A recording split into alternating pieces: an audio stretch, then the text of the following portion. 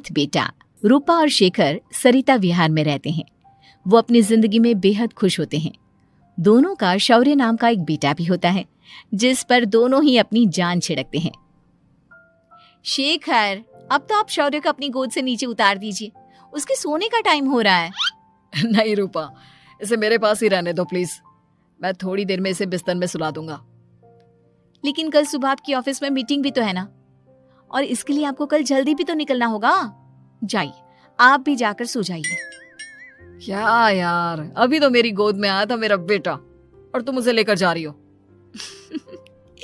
बाद में कर लेना अपने बेटे से प्यार, अभी जाकर सो जाइए। रूपा शेखर से शौर्य को ले रही होती है कि तभी शौर्य रोने लगता है। शौर्य को रोता देखकर रूपा उसे फिर से शेखर को थमा देती है। आपका बेटा ना एक नंबर का नौटंकी है, बिल्कुल आप पर गया है वो। साफ बोलो ना, तुम्हें जलन होती है हम दोनों बाप बेटे का प्यार देखकर। पहले बड़ा तो होने दो तुम शौर्य को, फिर देखना वो सबसे ज्यादा मुझे ही प्यार करेगा। देखते हैं। ऐसे ही दिन बीतते चले जाते हैं और एक दिन कैंसर की बीमारी के चलते रूपा की मौत हो जाती है। अब शौर्य 3 साल का हो चुका होता है, जिसके कारण उसकी दादी शेखर पर दूसरी शादी का दबाव बनाने लगती है। शेखर, शौर्य अभी बहुत छोटा है और उसे इस समय एक माँ के प्यार की बहुत जरूरत है। माँ, मुझे दूसरी शादी नहीं करनी। क्या पता जो दूसरी औरत आएगी वो मेरे बेटे को एक माँ का प्यार दे या ना दे।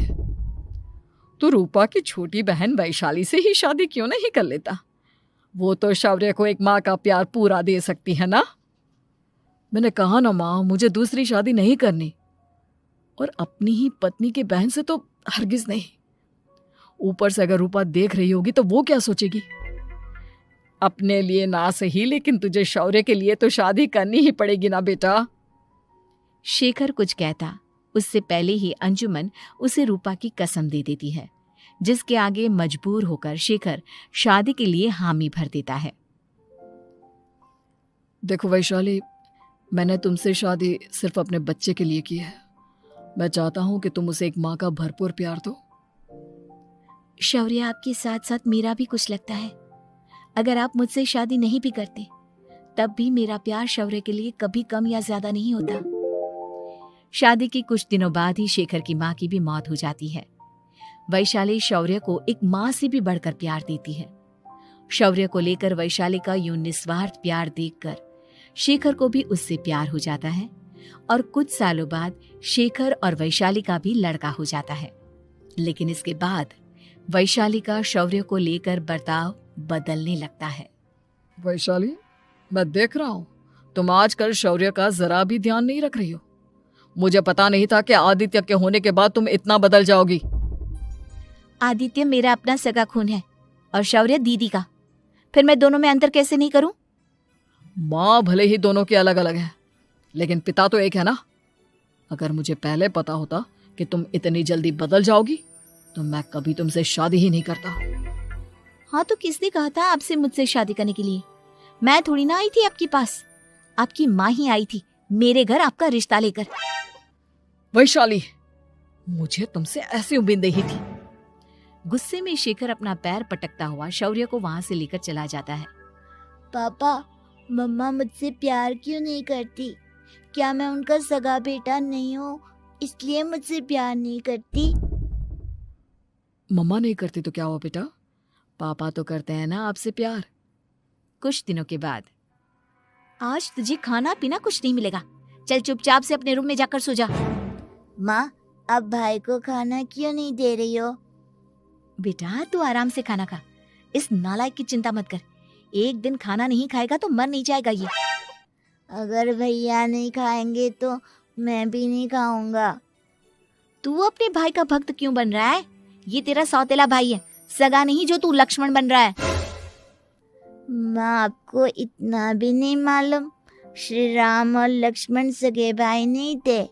श्री राम माता कौशल्या और लक्ष्मण माता सुमित्रा की कोख से जन्मे थे। दोनों के सिर्फ पिता एक थे लेकिन माँ अलग थी। मुझे ज्यादा ज्ञान देने की जरूरत नहीं है, ये सतयुग और त्रेता युग नहीं है, समझे? आया बड़ा भाई का चमचा। इतना कहकर वैशाली वहां से चली जाती है। जिसके कुछ टाइम बाद शिखर वहां आता है और आदित्य उसे सारी बात बताता है। मुझे माफ कर दो शौर्य, तुम्हारी माँ के जाने के बाद मुझे दूसरी शादी का फैसला करना ही नहीं चाहिए था। अगर मैं दूसरी शादी नहीं करता तो शायद आज तुम्हारी ये हालत ना होती। नहीं पापा, अगर आप शादी नहीं करते तो मुझे आदित्य जैसा छोटा भाई कभी नहीं मिलता। थैंक यू मुझे इतना अच्छा भाई देने के लिए। तुम दोनों हमेशा ऐसे ही साथ रहना, फिर कोई भी तुम दोनों का कुछ नहीं बिगाड़ पाएगा। चलो मैं तुम दोनों को आइसक्रीम खिला कर लाता हूँ, बहुत भूख लग रही है ना। शिखर शौर्य और आदित्य को आइसक्रीम दिलाने लेकर जाता है। वो दोनों को पार्क में खड़ा करके आइसक्रीम लेने जा ही रहा होता है, तभी तेज रफ्तार से आती हुई एक गाड़ी उसे कुचल देती है और उसी पल शेखर की मौत हो जाती है, जिसके बाद शौर्य की जिंदगी नर्क से भी बदतर हो जाती है। सुन रहे चिरकुट, इस घर के किसी भी सामान को मेरी मर्जी के बगैर हाथ मत लगाना। इन सब पर अब तेरा कोई हक नहीं है, समझा? ठीक है माँ, मैं आपकी इजाजत के बगैर किसी चीज को हाथ नहीं लगाऊंगा। चल जाकर अब पूरे घर की सफाई कर। महज 7 साल का शौर्य वैशाली के कहने पर अपने नन्हे नन्हे हाथों से पूरे घर की सफाई करने लगता है। ऐसे ही दिन बीतने लगते हैं, लेकिन मासी से माँ बनी वैशाली को उस मासूम से बच्चे पर जरा भी तरस नहीं आता। क्यों शौर्य, ये घर में इतनी गंदगी कैसे हो रही है? ढंग से सफाई नहीं की है क्या तूने? माँ मैंने तो अच्छे से सफाई की थी, लेकिन आदित्य बार बार इधर उधर चलकर गंदा कर देता है।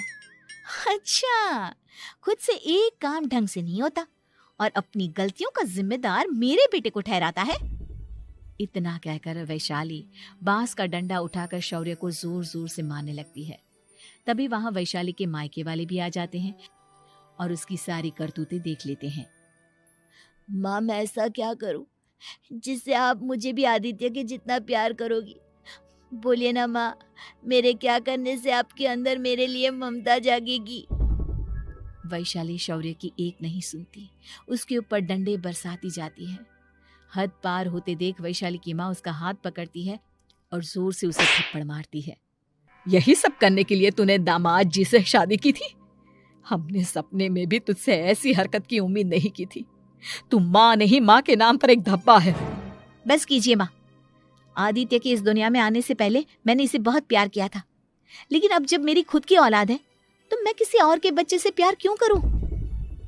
अरे नालायक औरत, जिसे तू किसी और का बच्चा कह रही है वो तेरी खुद की सगी बहन का बच्चा है।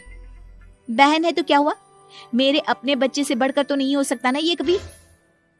अगर यही बात थी तो तू हमें पहले बता देती, हम शौर्य को अपने साथ ले जाते। उसे इस तरह प्रताड़ित करने की क्या जरूरत थी? अगर आपको लेकर जाना है ना तो ले जाइए इसे, मैं नहीं रोकूंगी। नहीं माँ, मुझे कहीं नहीं जाना, मुझे आपके साथ ही रहना है।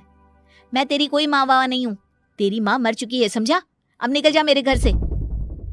माँ अब बहुत गंदी हो, मुझे भी नहीं रहना आपके साथ, मैं भी भाई के साथ ही जाऊंगा।